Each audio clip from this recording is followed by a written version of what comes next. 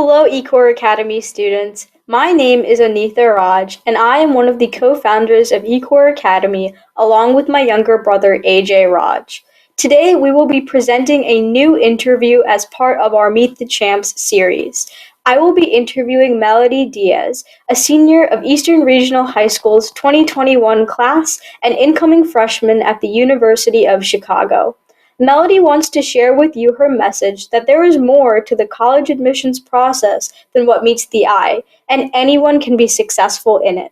I hope we all, as a student community, can learn from her words of wisdom. Please enjoy. Remember to like, subscribe, hit the post notification bell, comment, and share. Before we meet Melody, let me give you some background information on her. Melody is a senior at Eastern Regional High School, and she has been accepted into the University of Chicago's class of 2025.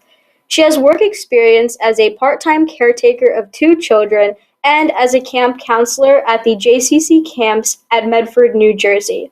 Melody has volunteered extensively at the local Camden County Library and Voorhees Pediatric Facility, contributing on a nearly weekly basis. Melody's list of extracurriculars, both in and out of school, include Latin Honor Society, being virtual surgical intern for the hand department, National Honor Society, History Honor Society, which she is the president of, Junior Classical League, Student Council, Spanish Honor Society, in which she won an Award of Excellence, Eastern Debate, Jewish Student Union, Model United Nations, Eastern Girls Tennis, in which she was junior varsity and varsity captain, and BBYO, in which she has held numerous high-level positions. As you can see, Melody is a very accomplished individual who has experience in many facets of student life. So let's meet her. Hello, Melody, and welcome to eCoreAcademy, although you're already pretty familiar with the platform. First, congratulations on your acceptance to uchicago. eCoreAcademy wants to praise your efforts and accomplishments, so thank you for being here with us. Otherwise, how has your day been so far? Well, first of all, thank you so much for having me. It's really exciting to be here. I absolutely love the work that eCoreAcademy does, and I wish when I was going through high school that I had something like that. This is my dog, Charlie, for anyone. And this is his hamburger, of course. I'm doing fairly well, actually. It's been a very, very warm week in New Jersey, so, warm weather's always good. Yeah, it definitely has been hot this week. So I'm going to just get right into the first question, and it has to do with like your life right now, especially because you've already gone through the admissions process. You've already gotten accepted, and again, congrats on that. So my question is, when you go to college, what do you plan on focusing on in college? And to go along with that, what occupation are you gravitating towards? So I'm going to answer this in like a 2-pronged sort of answer. Firstly, there's a lot to focus on when it comes to college, and a lot of my specific focus is directed towards my future career. Someday I hope to be an orthopedic surgeon, so I will obviously be going on the pre-med track. So there's obviously classes and courses that go along with that, along with some overload from the college, just taking more courses and credits than I probably should. But there's also the aspect that a lot of people look forward to in college, which is the social life, the extracurriculars, the sororities, the fun, even at a school where fun goes to die. Everyone's got to have a little fun. So my main focus, my main priority is to find a balance between the two, just because someone like me has a lot of fun with their extracurriculars. So I really plan to branch out in college and try some of the 700, 600 curriculars that they have there. But that's mainly my goal, is to just enjoy life as a college student while maintaining all of my ambitions. I think that's a great approach to take, and it's really important to, like you said, find that balance, because it's something that a lot of people struggle to do, but knowing you, I think you'll be really successful in that regard. So to go along with that, it seems like you're pretty sure that you want to go along pre-med and you have that all sorted out. So when did you realize that this is what you wanted to major in and study? Medicine has always been a part of my life. My parents are both doctors, but I absolutely hated all of their work when I was little because they were doctors. It kept them away a lot of the time. It was a very difficult job, especially my dad was an ER doc. So he'd be away at like 3 a.m. and I wouldn't see him. So at first I did not have any gravitation towards medicine whatsoever. And then one day someone knocked on my family's door in the middle of winter with his finger in a cup. And he had my dad, I was like 4 or 5 at the time, he had my dad sew his finger on. And it was at that point when I saw the look on the man's face that I saw just something like waking up at 7 a.m. to help a neighbor was something that no one else in my neighborhood could do, really impacted this guy's life. And I thought maybe medicine wasn't so bad. And that was the first little spark that I've had. And as I've grown up, I've really seen the impact that the medical field has on the world and all the things that medicine really does have an impact on, whether mental health or community building or just helping your friend when they're sick. And it's that sort of connection and that drive to help people while also doing something of major importance that I've always loved about medicine. I think that's in a cup.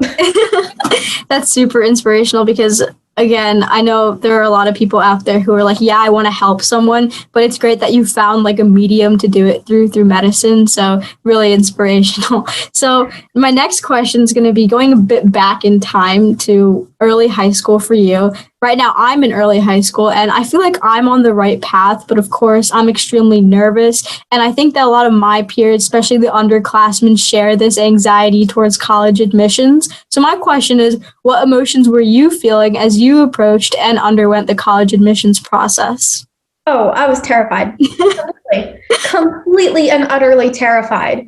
I think one of the most confusing things about the college process is you will hear 1,000 different things from 100 different people, and every single person you talk to wants to put in their input. So it's hard to find your voice, and then is your voice the right voice? What about all your friends? What about your parents? And what's everything going on? That's all going on in your head at the exact same time. And it becomes intimidating, more than most high school students should ever have to deal with. It's completely normal to feel that way. It's actually a good thing because that's how you know you're doing something right if you don't think you're doing anything right. College, either even if you know like where you want to go since you were 5 like me, or like my little sister, she has no idea where she wants to go and she had to start the whole process from scratch. No matter what, it's confusing for everybody. So nobody is alone in it. And I wish I knew that when I was going through the process. But it's terrifying and I was scared. I was convinced I was never going to get into college. Utterly convinced. At the same time, I think it was important how you said like that fear shows that you're doing something right and it shows that you actually care. And I feel like someone like you that's really determined or puts their mind to something can accomplish what they want to. But like you said, it's perfectly normal. So to all the people watching this, it's perfectly fine to be fearful. You're hearing that from someone who is successful in the process. So I think that you're perfectly fine. Going along that, how do you feel now that you've got accepted and you're pretty much ready to go? I'm still terrified. Even after you get in, there's a period of, yay, I got in, oh my God. And then 2 days later, you're sitting there like, what do I do now? What's college going to actually be like? Did I go in over my head? Did I really deserve to be accepted? A lot of that imposter syndrome of, did I really earn this, sets in. And there's 1,000 things going on then once you get into a college. There's financial decisions and which school should I go to or pick. Then there's, of course, what if I don't get the amount of money or scholarship that I need? And while all that's happening, your mom is on the parent Facebook trying to brag about all of your accomplishments. Everyone's mom does it, or dad. It's always one of them, or siblings. Siblings sometimes do it too. Just be warned. So it's just as confusing, and I think it'll be just as confusing until you step foot on campus. But just knowing that you made the right decision for yourself, and I know I made the right decision for myself, it feels like the perfect place for me. That gets you through it, and I genuinely think that at the end of the day, once I'm in my dorm room and everything's unpacked, I'm still going to be terrified. But I can definitely tell you that you earned it, if that means anything. So so here's another question that I bet a lot of people will have. So at the beginning of this video, I gave everyone like a brief bio of like your resume, just so they knew who you are and what you've done. So could you list your main extracurriculars and give us a brief explanation of how you think that those main ones, you don't have to list all of them, just the ones that have made the biggest impact on you, how they've helped you in regards to college, personal life, etc. So in other words, what important values did you learn from the main ones? Yes. Ooh. Oh, wow. A heavy question. Even after this video has been recorded, I'll be in 17 extracurriculars, including jobs and everything. I made it one extracurricular for every year I was born and all that. I was only born once. That was a weird sentence. But which ones were the most influential? I'd have to say easily Model UN. Model UN definitely changed my life. I've always been a debater, someone who can stand their ground and articulate their points. But Model UN was the first time that I really was able to express leadership and genuinely able to make an impact using the skills that I had learned from every other club. I'm sure that you probably mentioned the whole student coordinator thing, and if not, I'm sure it'll come up at some point. But challenges that I faced with the administration of the club itself proved to be easily the most difficult thing possible that I faced. And I think being able to be challenged with some sort of adversity really gave me the backbone that I needed to say, yes, I can do this. I have the skills, and here's how I'm going to make a change. And then BBYO, I've been in BBYO for about 5 years. I absolutely love it and recommend it to anybody who wants to try it. It was the very first place where I was allowed to implement any of my ideas in any way, shape, or form. 8th grade seems like a very young time. I was 12 at the time. And there is where I learned sisterhood and what it really takes to do community service and plan events and to put myself out there and really start working towards all of my goals. So that's been a very influential club for me. And then I guess the third one would be tennis. And I think especially within the past year, tennis was one of the toughest extracurriculars for me to do. I started out my freshman year, and my tennis coach will tell you this. I was the very last person on the ladder, and he almost cut me. He cut 2 other girls from the team. I was supposed to be the third, but he kept me on because I really loved the sport. And I worked so hard to get to varsity and to get to singles and doubles and play and win as much as I did. And that really, really taught me that hard work pays off, and that if you dedicate yourself to something that you love, it'll eventually pay off, even if not right away. So out of those 3 clubs, I learned determination, compassion, sisterhood, and work ethic. And I think those things really carried me to the place that I am today. And you were in a diverse amount of clubs, so obviously you would have got a bunch of different skills from that. So I think what everyone can take away from that is that it's really important to get involved in extracurriculars, so that, as you saw from Melody's examples, like she learned leadership, she learned what it means to be a member of a community, she learned personal development and striving for your goals. So I think those are all important things that you can take away from that. So moving on, as you said, Model UN, especially, I'm just citing one example, taught you leadership skills, how to have a backbone, and even BBYO did the same thing for you. So going along that subject, what are some of the leadership roles you've held over the years? Ooh, this is a fun one. I like within BBYO, I've been Shlicha, Siganit, and Gizbarit, just to name a few from there. And Gizbarit, I'll start with, is basically treasurer and fundraiser. So I would coordinate fundraisers for my chapter and sell apparel and things of that nature, keep the budget in check. During that time, I managed to get my chapter out of debt and raise $500 for the chapter. And I planned back in, I think it was, God, was it 2019, 2020? The Australian wildfires, I think it was 2020, the very beginning. Yeah. It was last year, yeah. We raised hundreds of dollars with a Krispy Kreme fundraiser that I planned, and saved 2 koalas with that. So that was like BBYO. I absolutely love that sort of thing. And as shlicha, I worked with an organization that I absolutely love. It's called Book Smiles. It gets books in the hands of underprivileged children in the South Jersey, Philly area. That was the first time that I'd ever planned my own community service, and it was absolutely incredible. And if you do nothing else in high school, I highly, highly recommend that you try and serve your community in some sort of way. It's so rewarding.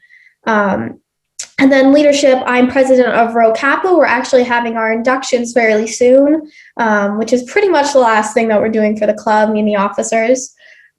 President during COVID times was not easy, but planned several trivia nights, apparel, inductions, a whole bunch of things to go along with the club. And I absolutely love the club. It was one of the most fun things that I've ever done. And other leadership positions, obviously tennis captain. Yeah. But I already touched on the tennis student coordinator. I already touched on for Model UN. I think the last leadership position that I'd want to mention, I think it would be, I think it would have to be the Model UN one, just because the student coordinator was not the only position that I had. Before I left Model UN to open it up to my whole school, I was on the crisis team. And the crisis bang on a door and yell, crisis, crisis. And it really taught me how to react very quickly into situations, because I would be the one making the crises, depending on whatever the club was talking about at the time. I think mine was South Sudan was the crisis committee that I was on, and I had to make a crisis out of all the things that they were talking about and doing without actually knowing what they were talking about and doing in the room. So that taught me how to think on my feet, and I'm very grateful for that experience. That's really inspirational, honestly, because I think you touched base on being a leader also means being a member of the community, and you've talked about all the things you've done as a leader. It's really not that easy, having to coordinate all of that, having to manage all of those people. So going along with that, this is a broader question, but why do you think leadership roles are important in any or even all sectors of student life? I really love this question. I think this is something that if I wasn't going to listen to any other part of this interview, I would listen to. Leadership takes so many different forms. It's not the classic, I'll stand up in front of everybody, and even if no one's standing with me sort of role. Leadership can find itself in so many different ways.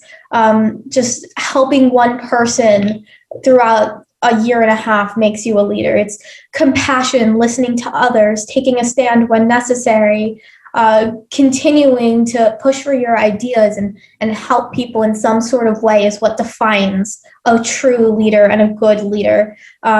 So even if I did none of the clubs in high school at all, even if I did absolutely nothing and all I did was babysit for kids around my neighborhood or worked a job to help support my family, or absolutely anything where the main goal was helping other people and I would not give up until that goal was met, that would make me a leader. And leadership is so important in any aspect of anybody's life, because it's the only real thing that changes the world. Leadership impacts the world in countless different ways, whether it's just being kind to a few people every day and proving to the world that there are still good people left, or taking charge and creating your own foundation for a gap in the world that you see. Leadership, even if you're just part of a club and trying to push and help the club succeed, that counts as leadership too. Never forget that, guys. Even if you're not like in a leadership position, you can still be a leader in whatever you do. It's just the drive to help your community and help your peers to do better and be better that makes you a leader. Thank you for that. I think you're a leader, Anita. You know that? Thank you, Melody. And honestly, like you said, you can be a leader in any field. So you'll definitely be a leader one day in medicine. I see that. I think so. So my next question is going to be on volunteer work, because that is an area of great ambiguity for myself and a lot of underclassmen. Like you said, there's always, with college admissions, there's so many people influencing like what you put on your resume, what you talk about in your application. There are people who say volunteer work isn't that impactful, where there are other people who are saying like you must have it in your resume to get into this college and this college. So it would be best if you could clear up the air about that. So like, as I told the viewers previously, you've done volunteer work at the Camden County Library and at the Voorhees Pediatric Facility. So what role do you think volunteer work plays in both college admissions and even personal development? I personally would say do volunteer work, because I believe it strengthens your community and it shows the true nature of your character. But it is not true that you need it to get into schools. Schools want to see the impact that you've had on your community, and that doesn't always mean volunteer work. Like I said, being president of Rho Kappa, I'm not volunteering really anything. I'm enjoying the club. It's just something that I do for fun, but it has an impact on the community. And that's what colleges want to see with your extracurriculars. Volunteer work does show your impact in one way, but it shouldn't be the only thing that a person focuses on. I do believe, however, that for personal development and for moral sake, everybody should do volunteer work. It can be found absolutely everywhere. And if you cannot find it, you can always ask. There's always somebody that will be happy to tell you a place where you can volunteer. The world will never not have a place for someone to dedicate their time. Yeah. I think that just in general, having volunteer work makes you feel better as a person, because you know that no matter how busy you are, no matter what you're doing, you're contributing something to help someone's life be better. So for college, not necessary. It is good to have on there, but it's not necessary. Personal development, I would do it. Mm-hmm. So you're pretty much saying don't do it just to log the hours, do it because passionate about helping the community, and benefit of being passionate about giving back to the community would be impacting the community and being able to showcase that to a college. Right. That pretty much that. Just one slight modification. The benefits, I'm not going to lie to you. One of the benefits is saying to a college, I've done this. Mm-hmm. It should not be the reason why you do it, but it is a benefit. Never feel guilty about that. Colleges ask you for that because they know that you love the volunteer work. So do not feel guilty. I've always felt guilty about that. Do not feel guilty about that. Anita, I know you feel guilty whenever someone asks you, like, what have you done? I think we're both like that. And I think there's a lot of people out there like that. Yeah. So if you can't do something, like if you can only do something once a month, do it. Just do it. Do not feel guilty if you can't contribute more time to it. I wish I had contributed more time to my volunteer work. So if there's only a bare minimum that you can do it anyway. Mm-hmm. Yeah. So moving on from volunteer work, because I think you cleared the air very well about that. So you were a surgical intern for Virtuous Hand Department, which I already talked about. And I read about that on your resume and I was like, I never knew this. This is so impressive. And you know what? I was really not surprised because it's you. And I know you were the first high school surgical intern, right? Yeah, my internship actually starts. It had to be moved back a little bit because of coronavirus. Mm-hmm. It starts next week on the dot. Oh, okay. Yeah. I am the first high school student that they're ever letting be a surgical intern. Normally that's something they save for college students or above. It was supposed to get a little bit of media attention back last year, but obviously with the international pandemic, I don't expect it to get any media traction whatsoever, and I'd hope it doesn't because there are so many other important issues than a high school student is helping out at a hospital. I can tell you a little bit about what it entails if I try. Yeah. All right. So go ahead. Yeah. I'm shadowing an amazing doctor named Dr. Strauss, and I'll be learning about hand surgery specifically, the different portions of the hand, what it takes to treat a hand that is broken, fractured, burned, 1,000 different things. And I'll be able to watch some surgeries in there, maybe a carpal tunnel, those are usually fairly common, and surgeries like that. So it's a very big step for my medical career, and the test. So I'm looking forward to it. You're getting early exposure to all of that. So obviously you're going to have an advantage. So going along with internships, you can honestly, I wasn't actually planning for this question, but do you want to talk about like how you were able to, get in contact and reach out? Because I know right now, especially during COVID, it is so hard for kids to reach out to these professionals in different fields and, secure an internship or volunteer work or whatever they're doing or shadowing. So do you want to talk about how you're able to do that? So this is a very funny story. When I was 13, my mom had carpal tunnel. So she went to the doctors and she needed someone to be with her. So I went. That's when I met Dr. Strauss. I talked to him for a little bit and I absolutely loved the work that he did. So I asked him if he needed an intern, and he looked at me and he told me, let me know when you're 16 and we'll arrange something. He never expected me to email him or call him. But 3 years later, on my 16th birthday on the dot, I emailed him and I said, hi, it's me again. I'd love to be your intern. And after, I think it was like 7 months of paperwork, it was a lot of paperwork, I got the internship. But for kids who have no idea where to start or what to do, obviously, just lurking around a hospital is probably not the best place to go. One of the good things about eCoreAcademy, and I know something that I think you said is coming up soon, just some volunteer areas that are in the local area is going to be posted somewhere, which I think is super cool, and I love that you're doing that. But hospitals do, I don't know if people know this, hospitals do have administration pages where you can contact them and ask if they need any help. Volunteering at a hospital is absolutely incredible. Interning is a little bit different, so make sure you clarify if you're going to contact them which one you'd like to do.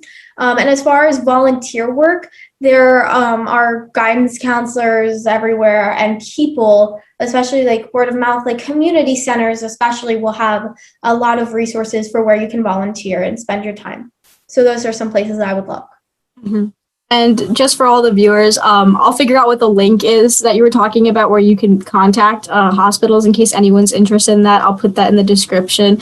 And like Melody said, you can always reach out to a counselor at school. And I know, like, for example, at Eastern, they gave me a whole list of places I could volunteer, just local. And there's so many different opportunities just locally for you to do.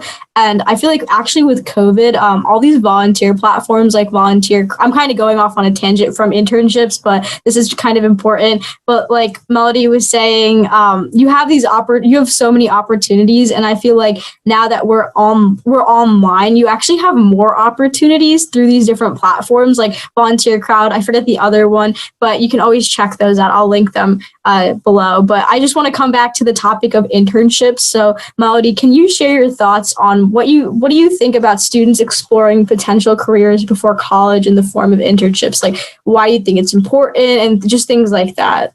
Your thoughts on it?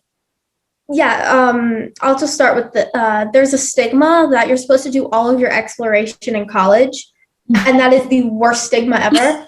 High school is definitely a place where you should broaden all of your expectations and start reaching out and experiencing things and starting to learn about what you want, because the college that you apply to should have the majors that you're interested in. And how in the world would you know what you're interested in if you never get the opportunity to experience it? So even if it's just talking to a person in whatever field that you think you might be interested in, it is so important to get some sort of experience or level understanding of it before you go to college. Like, that's not to say that you can't have no idea what you're going to do, because I know so many people that have no idea what they want to do. That's perfectly fine. But it's really tough if you go to college saying, I'm going to be a lawyer, I'm going to be a lawyer, and you get halfway through college and you're like, I hate law schools, I don't want to do it. I can say my mom went through law school herself and discovered that she absolutely hated being a lawyer. Absolutely hated it. So she got her MD and became a doctor. So if you think that you want experience, especially in a graduate school, reach out, find some sort of information on it, get some sort of experience of what it's like, because you don't want to be pigeonholed within that career before you even begin to explore. So internships, clubs, things like that, never fear. If it doesn't work out, you can leave it. Everyone knows I've left a few clubs in my day, even with the amount that I have now. I had more at one point, if you believe it. Oh God, I can't. I liked Key Club and Interact. It just wasn't for me. But they're great clubs, so check those out too.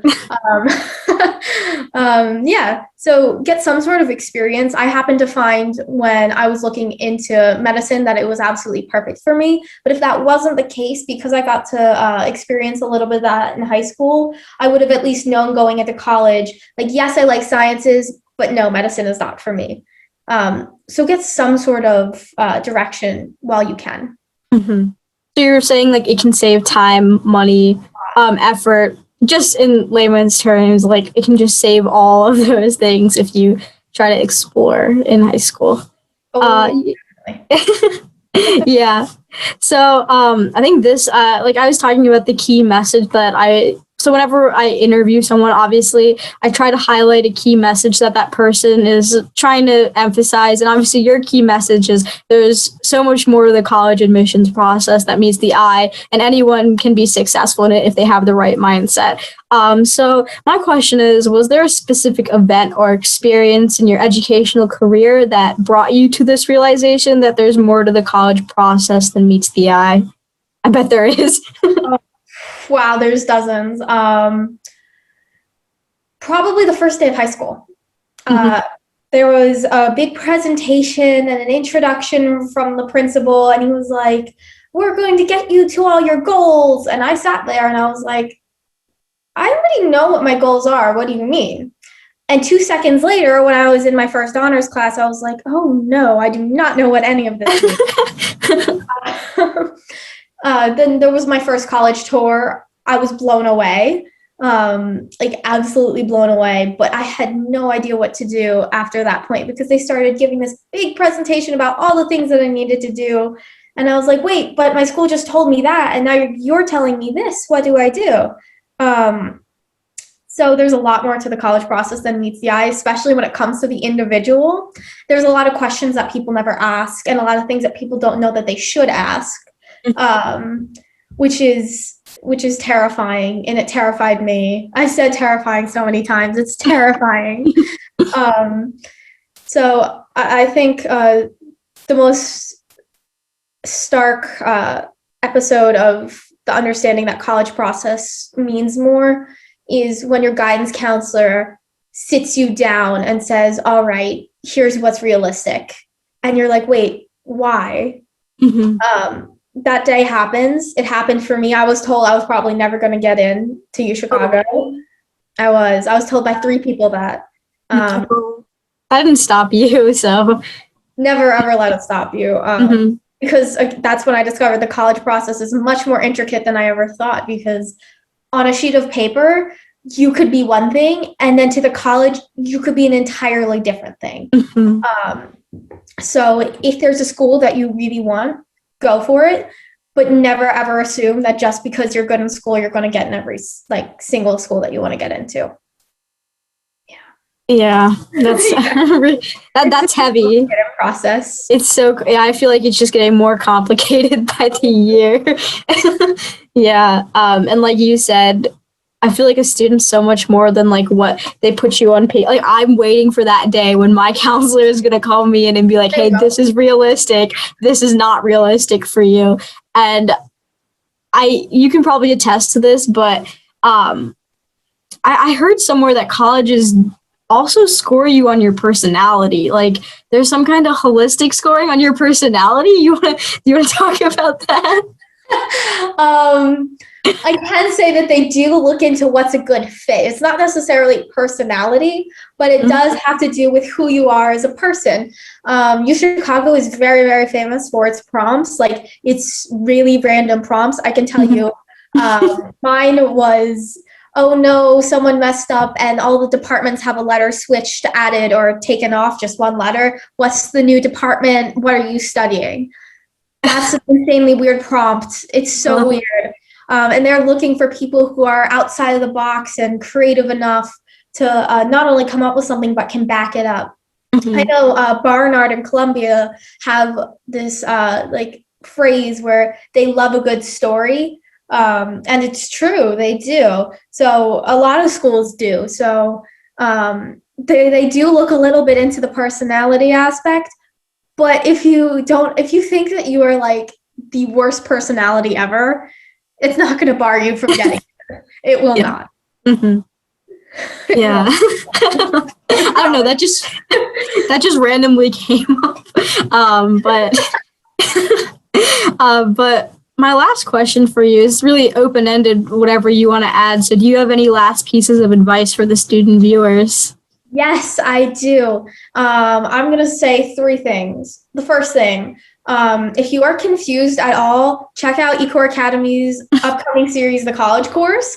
I sit down and I look you straight in the face and I give you the exact things, college process, start to finish, in the most excruciatingly painful details. And I am horribly blunt. Horribly blunt. I will not lie. I do not lie to you at any point, guys. I look you straight in the face and I tell you, do not do this. This is wrong. This is what you should be doing. And as much as I would have hated someone telling me that I was point blank wrong in the middle of my college process, I also wish someone did it, because there are a few things that I wish I had done. Another thing is college is so overwhelming. But you have to remember, and I mean this in the fullest extent possible, you are shopping for the college, not the other way around. What college you go to does not define you. It is a business. The college itself is a product. They're trying to sell themselves to you. It's a little bit the other way around, but always remember that they need you more than you need them. So do not be afraid to ask questions. Do not be afraid to put yourself out there. Those admissions officers aren't going to hate you if you ask too many questions. It's not only their job, but you're shopping between them. They're competing with other schools for your affection. So they're the ones that should be careful, not you. And then the last thing I will say, please have fun. Please take care of yourself and have fun. I always made sure that I put in a little bit of time and effort each week, that I would do some sort of fitness challenge. I tried to drink 72 liters of water in a year or something like that. It was so stupid, so weird.